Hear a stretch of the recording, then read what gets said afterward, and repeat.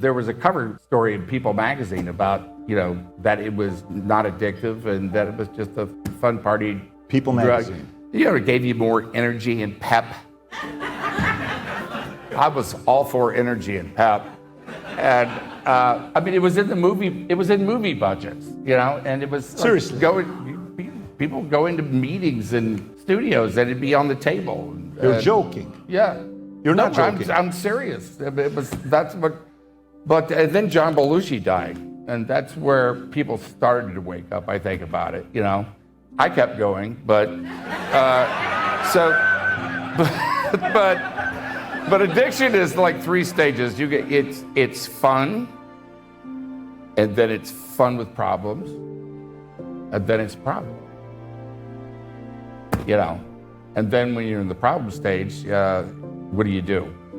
Because you think you're still in the fun stage, and you don't realize that it's affecting your work, it's affecting your relationships, it's affecting everything about your life.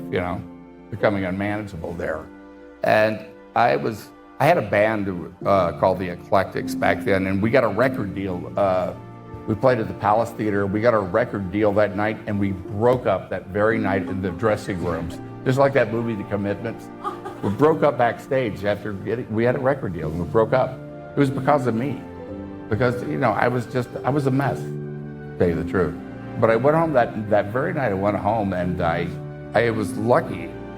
I had a white line experience, from prayer, really. And how's praying on cocaine? I'm just curious, it was like, help me, Jesus. That, that's enough. That's enough. But anyway, I had one of those white light experiences where I saw myself, I'm going to either be dead or I'm in jail or, losing everything I have within 5 years if this goes on. And I put myself into rehab like the next day, and that was before rehab was cool. Before they had like cold pools and massages and things like that. It was in the hospital. What year was it? It was at the hospital basement. What year was this? That was 1990. Is this when is this the Palm Desert? The whole Betty Ford? No. This was like St. John's Hospital in the basement of St. John's. And I was lucky. I was there for 28 days and I got it. But I gnawed my teeth for like 3 years, and of course, it's no fun to after that, because I had to kind of relearn everything, to tell you the truth. And it works on your nervous system, and go through depression and this and that. But grit my teeth, and I got through it. Went to meetings, but I started reading the Bible again. Because I've always been very into God. Let's put it that way. But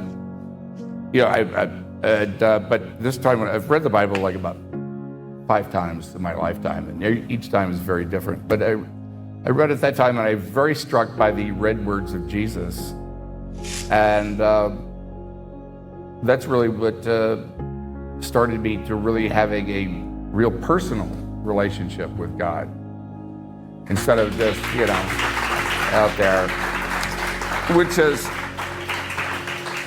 has grown and nurtured and ebbed and flowed since then. I won't say that nobody's perfect or anything like that, but